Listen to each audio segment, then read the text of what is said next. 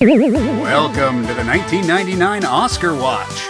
This is where Daddy watches all the Oscar nominees from 1999 and votes for his faves. Like my picks? Hate my picks? Let me know in the comments. Tell me your picks if you think you're so smart. Now let's get down to biz nasty and start right at the top. Best Picture. The winner was... American Beauty. Do I like this win? You know, as the years go by, it gets harder and harder to defend the movie where Kevin Spacey lusts after a minor and he's kinda treated as the hero of the film. I rule. I mean, sure, he doesn't end up having sex with an underage girl, but he gets real close. And that wasn't a subplot. That was the selling point. The poster is a young girl's tummy. The commercials are all naked Mina Suvari covered in rose petals. It was like, see a 40-year-old man perv out over his daughter's friend. And it was a huge success. It grossed over $350 million. Adjusted for inflation, that's like Mission Impossible money. And this is an adult drama about diddling. And it wasn't just the Oscars smoking Ricky's good stuff. PGA, WGA, Golden Globes, NBR, Critics' Choice, BAFTA, SAG, everyone loved this movie. Surely this was some kind of Y2K glitch, right? I mean, nobody still likes this movie. 93% on Rotten Tomatoes, 8.3 on IMDb. Out of all Best Picture winners, it ranks 17th? Wait, Crash is higher than From Here to Eternity? IMDb? I am be skeptical. Ain't no way this holds up. Let me pop this bad boy in the VCR.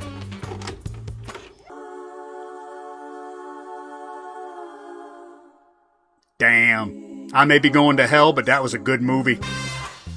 It's a good thing it's so well made, because if it wasn't, it could be really repulsive. This movie is walking a tightrope of tone, and it somehow manages to balance perfectly right up until the end, when it somehow makes a guy with a bullet in his brain a happy ending. I think the key is the voyeurism angle. We're able to live inside Ricky's camera and just observe these people without getting too close. Conrad Hall's camera behaves like Ricky's camcorder. It observes instead of judging. And this was 1999, pre-reality TV. Today, watching the dysfunctional lives of people has become popcorn entertainment. But at the time, this was unique. We could watch the Burnhams and go, wow, what a messed up family. Nothing like my super healthy relationships. Welcome to America's weirdest home videos. But I'd be lying if I said I didn't feel a little dirty afterwards, so before I vote, let's take a look at our options. The 5 films nominated for Best Picture are... I used to think 1999, good movie year, terrible Oscar year. But that's not exactly true. I would just pick a completely different 5, and then after that, I'd have another 5. This year had Being John Malkovich, Magnolia, Fight Club, The Iron Giant, South Park, Bigger, Longer, and Uncut, Toy Story 2, The Matrix, Three Kings, Dogma, Galaxy Quest, The Straight Story, Election, Run Lola Run, Eyes Wide Shut, The Limey, Boys Don't Cry, The Talented Mr. Ripley, Bowfinger. All these choices and the Academy picked... The Cider House Rules. More like The Cider House Sucks. I hated this movie. Basically from the start. I mean, the Miramax logo doesn't help things, but this music irritates me. It's a beautiful Oscar-nominated Rachel Portman score that feels so try-hard. Then we hear Michael Caine doing some sort of accent. Who thought this was a good idea? You cast the most recognizable English voice as an abortionist from Maine. And I got so tired of looking at Tobey Maguire's dumb face. I don't know how else to describe his constant confused smirk other than extremely punchable. Toby plays an orphan who works at the orphanage he grew up in. He's kind of the second in command to Michael Caine, who loves 2 things, ether and abortions. Guy can't get enough of either one. Toby is morally opposed to abortions, and for good reason. He's an orphan, as is everyone he knows. The coin flips the other way and he wouldn't be here. Now that's an interesting avenue for the abortion debate, that this movie seems to not really care about at all. It's just pro-choice enough to appease the liberals, but not too pro-choice as to offend middle America. Toby ends up working in a cider house, and he ends up performing an abortion because it's the right thing to do because Delroy Lindo got his own daughter pregnant. Yeah, this movie gets dark, but just listen to that pretty music. Don't think too hard about all the abortions, incest, and sexual violence. The more I think about this movie, the worse it gets. Toby and Charlize Theron's relationship makes little to no sense. I've never read the novel, but I did read the Wikipedia plot synopsis, and in the book they actually have a baby after believing Paul Rudd is dead, but then Paul Rudd comes back, and they lie, say the baby was adopted, and they continue having an affair. That's been cut out of the movie completely, though, so the only real reason Charlize is in the movie is so we can have a nice, gratuitous butt shot. Thanks, Harvey. It wouldn't be the Oscars without one huge turd in the lineup. Next! The Green Mile. I didn't like The Green Mile in 1999, and a lot of that was probably jealousy, because it got a Best Picture nomination over movies I thought were more deserving. One of my biggest complaints back then was the runtime. The 3 hours didn't bother me this watch, though, but that's probably because I watched it in 3 chunks over 2 days. And let me tell you, it plays much better miniseries style. It's a good movie, but it's no Shawshank, even though it's a prison movie based on a Stephen King story written and directed by Frank Darabont, and featuring one person who was in Shawshank. It replaces the hope of Shawshank with a magical black man, and that's my other issue with it. No ill will towards Michael Clarke Duncan, who is really great in this movie, but it's hard to get past that trope. I suppose. So I still don't think it's one of the 5 best movies of 1999, but after this rewatch, I'm willing to downgrade my opinion from, what was the Academy thinking, to, okay, I get how you fell for this. The Insider, a Michael Mann film. Now we're getting to the good stuff. The Insider is a thriller about a 60 Minutes interview. Al Pacino stars as a producer, and Russell Crowe is a former tobacco executive who wants to blow the whistle on the lies being told. CBS refuses to air the story due to legal threats from the tobacco industry, who are also doing everything in their power to discredit Crowe's reputation, and even making threats on his life and family. The script is intense, and Michael Mann directs this thing with the ferocity of heat, putting his camera wherever he damn well pleases and never letting the action slow down. Pacino and Crowe are terrific, and the rest of the cast is filled with a murderer's row of character actors. This movie rocks. And did you know cigarettes are bad for you? I mean, they make you look so cool, I never would have guessed. The Sixth Sense. The movie that introduced us to the twisty mind of M. Night Shyamalan. Bruce Willis plays a child psychologist, and Haley Joel Osment, in one of the best child performances ever, plays a young boy haunted by ghosts. Apart from The Phantom Menace, this was the highest-grossing film of the year, and along with The Matrix and The Blair Witch Project, was one of the most parodied films of the year, thanks to its instantly iconic line. I see dead people. $150 of its almost $700 million box office came from Daddy, because I saw this at the Dollar Theater, probably a good 4 months after its release. The twist was semi-spoiled for me by that point, but I still loved the movie, because I spent the whole time doubting what I had been told. Well, that can't be how it ends. There's no way, because it wouldn't make sense because it is seen. But then the twist happens and you're like, whoa, it all makes sense. How did I not notice that? It's a great magic trick that this movie's able to pull off, where it's rewarding on a second watch to see the things you weren't looking at. My vote? American Beauty. I didn't think that's where I would land. I kinda wish I didn't land there. I hope it doesn't make me a bad person, and I may feel different in the future. To be clear, it's not my favorite movie of the year, but that's a topic for my next video, my 1999 Oscar ballot, where I talk about the actual best movies of the year, not the crap the Academy picked. But after watching all 5 Best Picture nominees, the one I can't stop thinking about is American Beauty. There's a little Ricky Fitz still inside me, fascinated by the Burnhams and that floating plastic bag. I wish the Academy nominated Being John Malkovich or Magnolia or something I could feel good voting for. I could vote for The Sixth Sense, but then we'd eventually be treated to a trailer that reads, "From the Oscar-winning mind of M. Night Shyamalan comes After Earth." So I'm voting American Beauty. Please respect me in the morning. Best Director. The winner was... Sam Mendes for American Beauty. Do I like this win? Yes and no. Sam Mendes directs the hell out of American Beauty. But we gotta give some of the credit to Thomas Newman and Conrad L. Hall, as the music and cinematography do a lot of the heavy lifting. I'm also not big on people winning for their first movie, because it's hard to separate skill from luck. But I'm going to be completely hypocritical on that opinion, because I'm voting for another rookie. My vote? Spike Jonze for Being John Malkovich. Graduating from music videos to feature films, Spike Jonze infuses the insanity and absurdity of Being John Malkovich with something unexpected, a dash of realism and humanity. I love how this movie treats the craziness as mundane. The 7th and a half floor is an elevator inconvenience. A portal into someone's mind is a money-making opportunity. A chimp with trauma has regular psychiatric appointments. This is my favorite film of the year, so I'm gonna vote for it where I can. I was so mad that it only got 3 nominations, and even more upset that it went home empty-handed. It's not like I was shocked on Oscar night, but I was holding out hope that it could go 3 for 3. If not Spike, then Sam Mendes is the right choice. I mean, Michael Mann or M. Night Shyamalan would also be cool choices. But what the H is Lasse Hallström doing here? This director nomination is somehow more egregious than the Best Picture nod.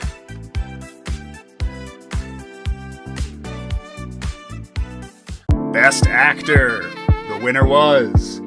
Kevin Spacey in American. Do I like this win? No. And it's not just because it hasn't aged well due to obvious reasons.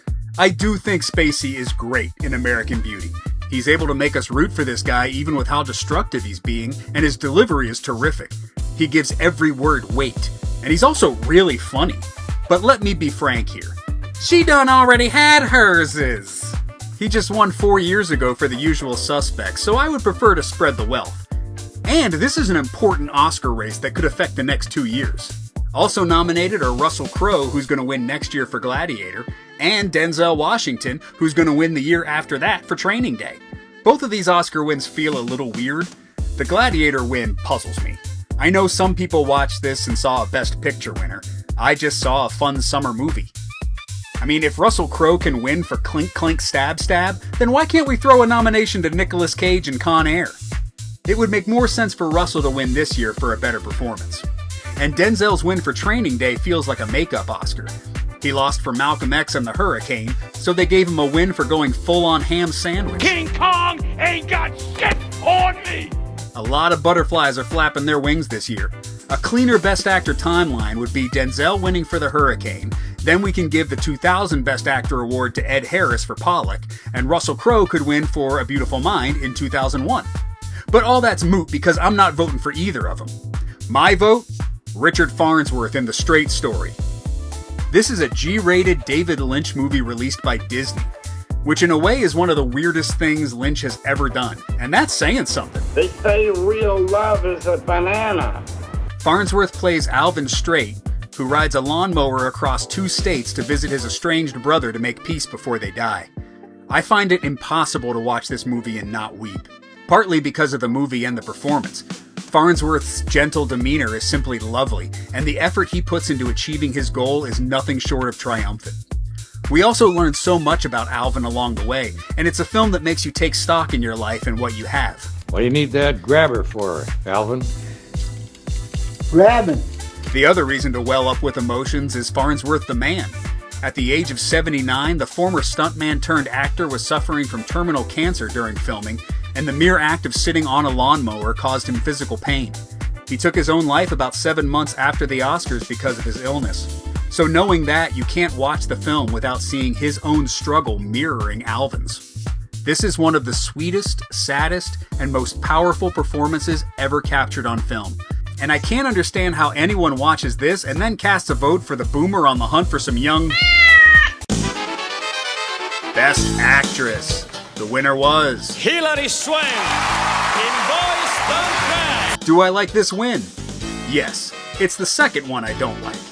In hindsight, knowing that Hilary Swank is going to win again in 2004 makes me want to vote for Annette Bening. Because it's a little insulting that Hilary Swank won 2 Oscars and Annette just keeps on losing. But there's no way I'm voting for Swank in 2004, because that should have been Kate Winslet's Oscar for Eternal Sunshine. And then, in 2008, instead of Kate winning for The Reader, the makers of that film would have been rightfully jailed for war crimes. But those are all topics for other Oscar watches. We're here to talk about Hilary Swank in Boys Don't Cry. And she is phenomenal. Based on a devastatingly true story, Swank plays Brandon Tina, a trans man living in Nebraska. Now, I'm not the person to say who can or can't play whom, and I've read articles that land on all different sides of the debate. I'm just going to judge the performance for what it is, and Swank makes Brandon sympathetic and real. The movie is not an enjoyable watch, but it is affecting. And most of that rides on the shoulders of Hilary Swank, who up to this point in her career was most known for being the next Karate Kid. Aside from Bening, she's really the only nominee I would cast a vote for. I didn't care for Music of the Heart, The End of the Affair, or Tumbleweeds. So the vote comes down to Swank and Bening, and I gotta pick the stronger performance, so My vote, Hilary Swank for Boys Don't Cry. Best Supporting Actor. The winner was... Michael Caine in the Cider House Rules. Do I like this win? No. First off, let me remind you that this movie sucks. However, if there is one redeeming factor in it, it's Michael Caine, who somehow turns in a decent performance despite speaking like a weird alien robot. Is that your point? Not only does he sound ridiculous, but he's the only one doing an accent. I mean, Tobey Maguire and all the other orphans are from Maine, and they grew up listening to Michael Caine reading them bedtime stories. Yet they all sound normal, and Michael Caine sounds like, well, this. One winter here and we'll be shipping him south. The only positive thing about this win is that Michael Caine is a great actor who's never given a bad performance. He's been in a ton of bad movies, though, but I've never seen him phone it in. Even in Drek like The Swarm and Beyond the Poseidon Adventure, and one of his worst films, The Cider House Rules, no matter how crap the film is, Michael Caine always earns his paycheck. And I still remember his Oscar speech. One of the classiest ones I've ever seen, where he genuinely paid respects to each of his fellow nominees. This was his second Oscar, but first speech, as he wasn't at the ceremony when he won for Hannah and Her Sisters. He was off filming reshoots for Jaws 4. But they should have just given him an Oscar the next year for Jaws 4, because he makes that piece of crap watchable. Oh, shit! Still, class act or not, he's my least favorite in the category, so let's explore our options. There's Jude Law and the talented Mr. Ripley. This is a nomination I never really understood. Not because he's bad, but it's the only acting nom for the film, and he, spoiler alerts, pretty quickly. I would also nominate Philip Seymour Hoffman before him. This is a star-making role, so that's probably the reason. They figured he'd be back, so this is like a welcome to the club. We got Michael Clarke Duncan as John Coffey in The Green Mile. He's really the reason this film works, and it's impossible to imagine anyone else in the role. Unfortunately, the role is a little Bagger-Vancy, but that's not Duncan's fault. I like the nomination, but my vote is between Tom Cruise and Haley Joel Osment. A vote for Tom Cruise can be both a vote for the actor and the cast of Magnolia, as he can be a sort of representative for Philip Seymour Hoffman, John C. Reilly, William H. Macy, Philip Baker Hall, Julianne Moore, Melora Walters, and Jason Robards. But my vote? Haley Joel Osment for The Sixth Sense. Move aside, Linda Blair. There's a new first kid of horror.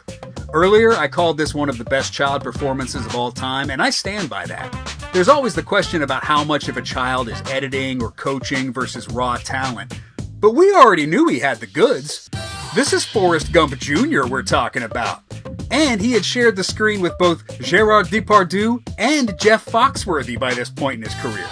Not to mention Walker himself, Chuck Norris. Walker told me I had AIDS. The Sixth Sense does not work without him. This movie doesn't become a cultural phenomenon that makes close to $750 million without Haley Joel Osment at the center. I mean, sure, Tom Cruise had some moneymakers under his belt too, but just think of how adorable it would have been when they had to lower the mic stand for Haley Joel. Of course, they would have had to do that for Tom too, now that I think about it. Best Supporting Actress. The winner was... Angelina Jolie. Do I like this win? No, not really. Girl Interrupted is like Female Cuckoo's Nest, and Angelina is like the McMurphy of the ward, always high energy and riling everybody up. It's not a movie I love, and it's a performance I think is just fine. Hollywood loves a Nepo baby though, and this is a star-making turn, so the Oscar win made sense at the time, and it gave the world a lot of comedic fodder regarding her relationship with her brother. But I'm voting elsewhere. The good news is all of these performances are good. Which you'd think would be a given, but this is the Oscars, and sometimes they nominate crap. Anyway. Jolie, Samantha Morton, Chloe Sevigny, Toni Collette, and Catherine Keener. I did say I was going to vote for Being John Malkovich where I could, and as much as Catherine Keener is effortlessly cool, it is peculiar that she's the only acting nominee from the film. She's probably the least showy of the ensemble. I would have loved to have seen John Cusack or Cameron Diaz or John Malkovich nominated instead. As much as I want to vote for my favorite film, after watching all these movies, there's one actress who I think made the biggest impact. My vote? Toni Collette for The Sixth Sense. She is so good at playing a character that could be cliche in lesser hands. She's the supportive mom with a little bit of edge. That role has been played countless times, but it feels fresh in Toni's hands. Most of her scenes are reactive, and just look at her react! Her big scene is in the car with her son as he's acting as a medium between her and her mom. The camera stays on her face, making the scene all the more powerful. That is tremendous acting. Plus, I love Toni Collette in everything, so it's also a vote for my favorite actress in the lineup. As for the rest of the categories, original screenplay went to American Beauty, which isn't a bad winner, but this is an insane lineup with Being John Malkovich, Magnolia, and The Sixth Sense. When Mike Leigh is the winkest link, you've got a pretty good category. I'm obviously voting for Charlie Kaufman's imaginatively surreal script for Being John Malkovich.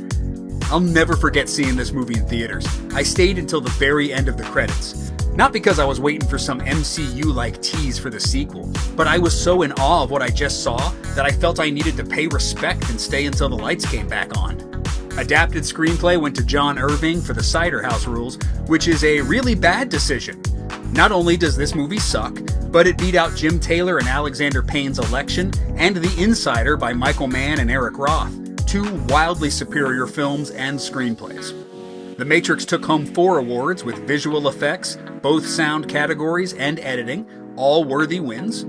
Mike Leigh's Topsy-Turvy won 2 Oscars for costumes and makeup.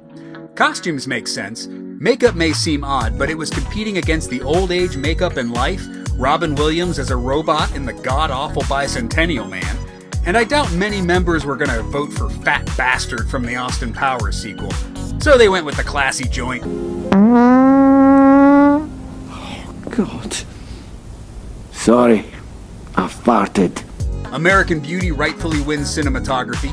Conrad Hall's name should have been above the title, as his work is a key factor of that film's success. Also a key factor was Thomas Newman's instantly recognizable score, which didn't win, in favor of The Red Violin. Now that's a movie I've never seen, but it does have a musical instrument in the title, so I'm guessing there's music in it.